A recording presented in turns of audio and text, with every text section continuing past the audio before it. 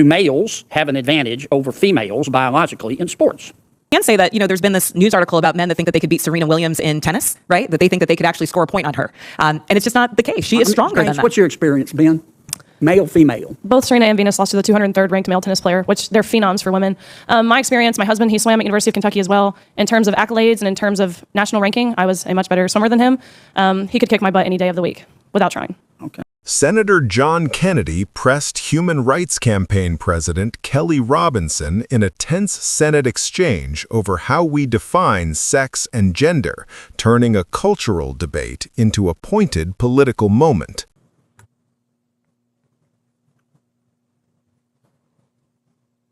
Senator Kennedy. Thank you, Mr. Chairman, and thanks to all of our witnesses here today. Ms. Robinson, I want to follow up by trying to understand your answer to one of Senator Cruz's questions. And this is really a question, not a suggestion. Do I understand your position to be that there are two sexes, but there can be more than two genders?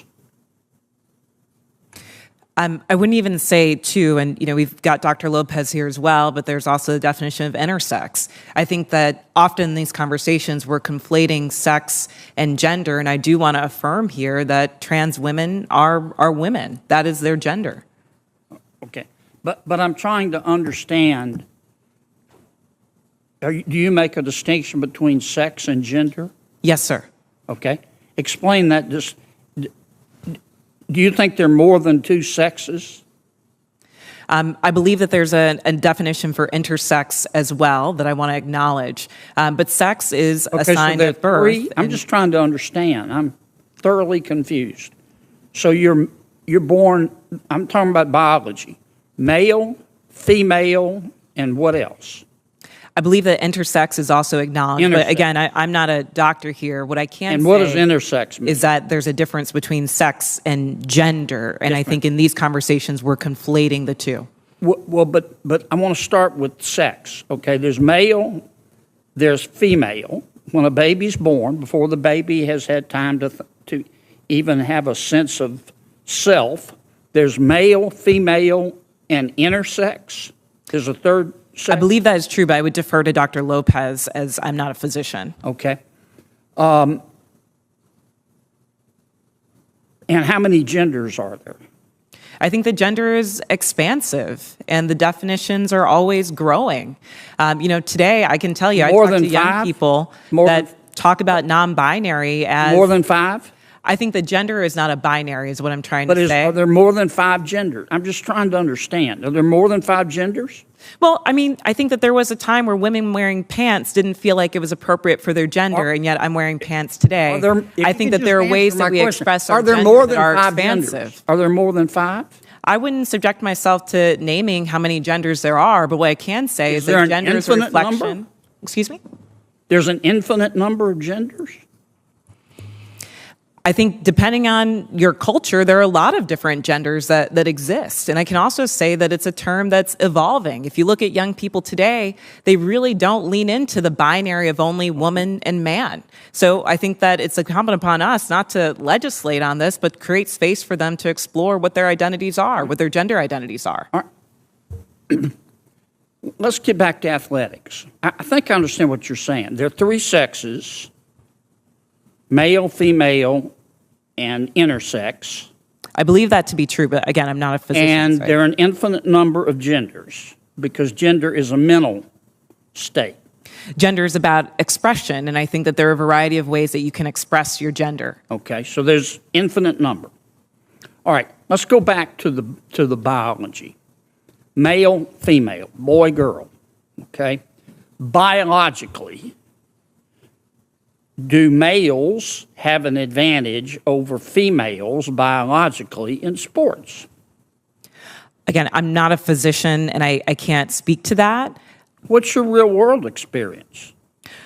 It depends. There are some people who are born male that I'm faster than if I were to sprint against them, and some that I'm not. Some males that are taller than some women, and some that are shorter. That a biological male has a physical advantage in sports over a biological female? Not as a definitive statement. Give me an example. Well, no, I don't think.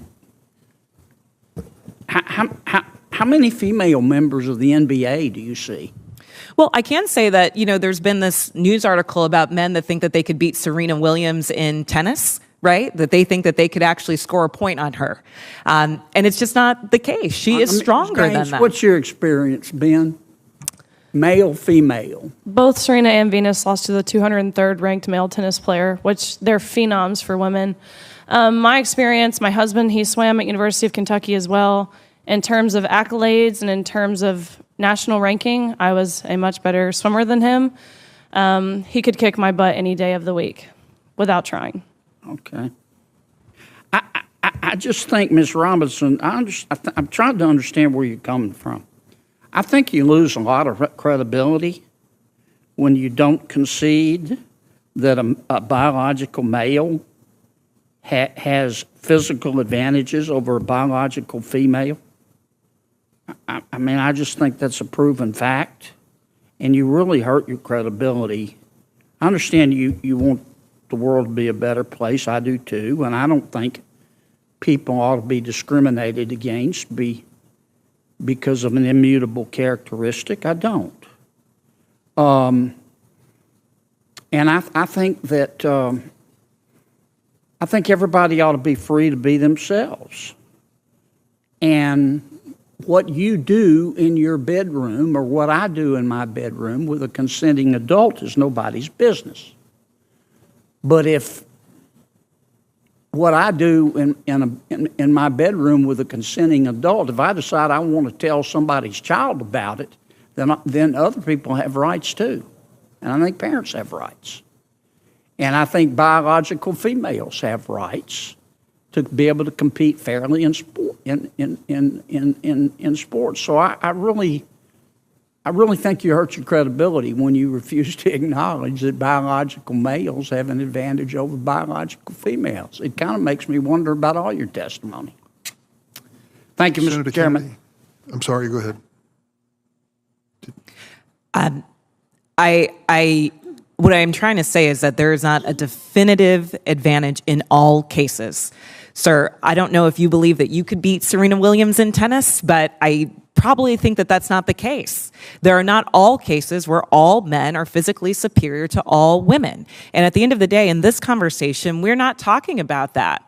We're talking about trans women who are, in fact, women, who deserve to play in a gender that matches their sports, who deserve all the benefits that Ms. Gaines is talking about. And as a cisgender black woman, I can say definitively that my womanhood is not threatened by a transgender person asserting hers as well. Senator Hirono. Thank you, Mr. Chairman. I thank all of the persons who are testifying today. For Ms. Robinson, do you know what... At the heart of the exchange was a distinction that often gets blurred in public debate. Sex typically refers to biological traits, such as chromosomes, hormones, and reproductive anatomy, while gender relates to identity, expression, and social roles.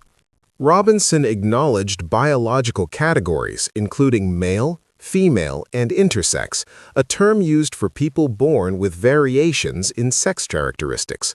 But when it came to gender, she emphasized that it is not limited to two categories and can be shaped by culture and personal identity.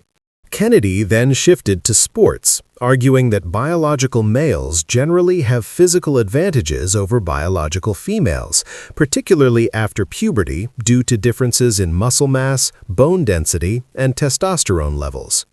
Robinson countered that advantages are not universal in every individual case and stressed that the broader issue involves transgender women seeking inclusion in women's sports. The exchange highlights a deeper national conversation, balancing fairness in competition with civil rights protections, and shows how lawmakers and advocates are framing the debate in very different ways. Smash that like and share button and subscribe for more in-depth coverage that breaks down the headlines beyond the sound bites. Because in today's culture debates, understanding the nuance is just as important as the argument.